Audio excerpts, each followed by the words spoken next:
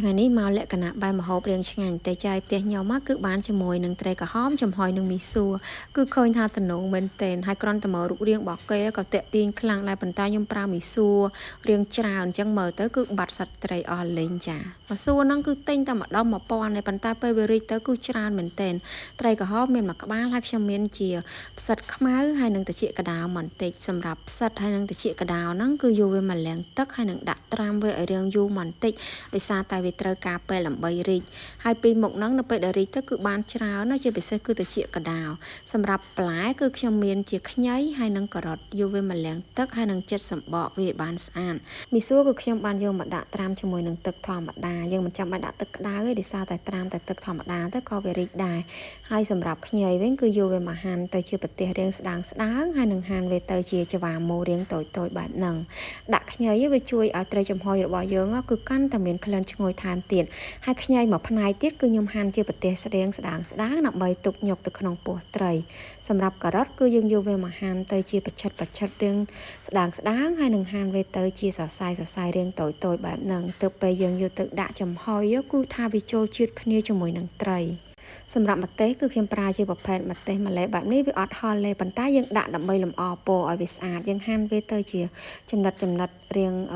តូចមកល្មមចឹងទៅហើយលឹកខ្ទឹមគឺហាន់វារាងទៅវិញប្រើវារាងច្រើនបន្តិចជំនួយឲ្យកាន់តែមានក្លិនឈ្ងុយល្អ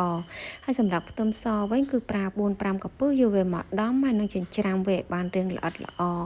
រៀបចំខាងបន្លែបានរួចរាល់ហើយងាកទៅមើលមីសួរគឺខ្ញុំបានស្រង់វាដាក់ទៅក្នុងកញ្ច្រាយមួយដើម្បីកុំឲ្យវារីកខ្លាំងពេកហើយសម្រាប់ត្រចៀកកដោវិញគឺត្រូវលាងសម្អាតទឹក4-5ទឹកឲ្យបានស្អាតហើយនឹងដុសវាឲ្យបានស្អាតល្អមែនទែនដោយសារតែត្រចៀកកដោវារាងមានកតិកទីច្រើនអញ្ចឹងតើកាលណាយើងលាងអត់ស្អាតញ៉ាំទៅគឺអត់ស្និទ្ធមាត់ទេហើយសម្រាប់ហើយប៊ីនេះហើយនឹងយូហឺគឺខ្ញុំបានយកមកដាក់ត្រាំទឹកបន្តិចដែរហើយនឹងយកវាមកហាន់ទៅជាដុំរាងតូចបែបហ្នឹងទៅដើម្បីវាចូលជាតិផ្សិតខ្មៅយកវាមកហាន់ទៅជាដុំរាងតូចបែបហ្នឹងហើយសម្រាប់គល់ផ្សិតវិញបើយើងស្ទាបទៅវារាងរឹងអីគឺអាចហាន់ចោលមកយើងកុំដាក់អីពីព្រោះពេលយើងដាក់ទៅយើងញ៉ាំអត់កើតដដែលទេ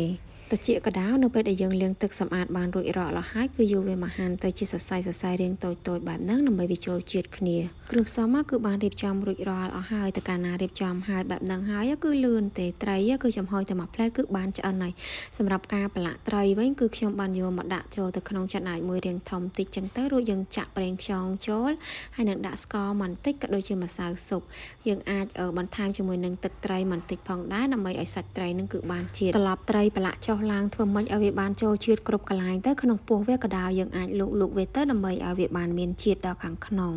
នៅក្នុងពោះត្រីគឺយើងដាក់ញ៉ុកជាមួយនឹងខ្ញីដែលយើងបានហាន់ជាប្រទេសស្ដើងហើយនឹងខ្ទឹមដែលយើងបានដំរួចការធ្វើបែបហ្នឹងធ្វើឲ្យក្នុងពោះត្រីហ្នឹងគឺវាមានក្លិនឈ្ងុយប្រហើរពេលញ៉ាំទៅគឺអត់ធំក្លិនអីទេត្រីរួចរាល់ហើយឥឡូវខ្ញុំមកលាយជាមួយនឹងទឹកសម្រាប់យើងដាក់លាយជាមួយនឹងគ្រឿងមីសួររបស់យើងក្នុងហ្នឹងគឺខ្ញុំប្រើជាទឹកត្រីហ្នឹងចំនួន1ស្លាបព្រាបាយកន្លះទឹកប្រេងខ្យងចំនួន2ស្លាបព្រាបាយហើយដាក់ជាមួយនឹងស្ករសម្សៅស៊ុបហើយយើងអាចកូរច្បល់គ្រឿងផ្សំទាំងអស់ហ្នឹងឲ្យវាបានចូលសព្វគ្នាទៅបន្តមកទៀតគឺដាក់ខ្ទឹមសយើងអាចកូរឲ្យវាបានចូលជាតិគ្នាល្អបែបហ្នឹងចាក់មីសួរចូលទៅក្នុងចានដែករាងធំល្មមមកហើយនឹងកាត់មីសួរហ្នឹងទៅជារាងខ្លីៗបន្តិចទៅដោយសារតែសរសៃមីសួរវារាងវែងអញ្ចឹងពេលណាឆ្អិនយើងដួសទៅវារាងពិបាកនៅក្នុងការញ៉ាំដើម្បីឲ្យមីសួរចំហុយរបស់យើងគឺមានពណ៌ស្អាតត្រូវបន្ថែមជាមួយនឹងទឹកស៊ីអ៊ីវខាប់បន្តិចដើម្បីជំនួយពណ៌ដាក់ទៅធានាថាមានពណ៌ស្អាតតែម្ដងអញ្ចឹងយើងច្បល់ធ្វើយ៉ាងណាឲ្យវារាងបានសព្វចូលគ្នាជាមួយនឹងមីសួរមកចាំយើងដាក់គ្រឿងផ្សំយើងចូលបន្ថែមដែលមានដូចជាត្រចៀកកដោផ្សិតខ្មៅហើយនឹងហើយប៊ីយូហឺខ្ញី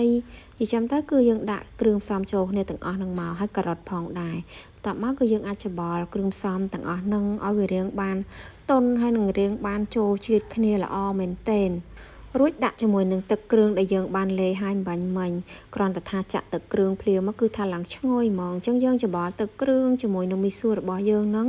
មកផ្លែតមកដើម្បីឲ្យវារាងបានចូលសព្វគ្នាបានល្អការធ្វើបែបហ្នឹងនៅពេលដែលយើងយកទៅចំហុយគឺថាមានជាតិទាំងត្រីមានជាតិទាំងមីសួរ ដើម្បីបង្កើនមីស៊ូរបស់យើងឲ្យមានពណ៌ស្អាតគឺខ្ញុំបានបន្ថែមម្ទេសហើយនិងស្លឹកខ្ទឹមរួចច្បល់វាម្ដងទៀតមកដើម្បីឲ្យវារាងចូលសព្វគ្នាបានល្អចុងក្រោយគឺបន្ថែមជាមួយនឹងប្រេងឆាចំនួន1ស្លាបព្រាបាយដើម្បីធ្វើឲ្យសរសៃមីស៊ូហ្នឹងគឺវាអត់ស្អិតនៅជាប់គ្នាទេ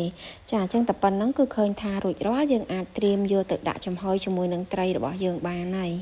របៀបនៃការដាក់ចំហុយគឺដំបូងហ្នឹងខ្ញុំបានដាក់មីស៊ូក្រាលនៅពីក្រោមត្រីឲ្យរាងច្រើនបន្តិចហើយបន្ទាប់មកទៀតគឺខ្ញុំដាក់ត្រីមកហើយនឹងយើងសល់មីស៊ូប្រមាណទៀតគឺយើងដាក់ក្របនៅពីលើត្រី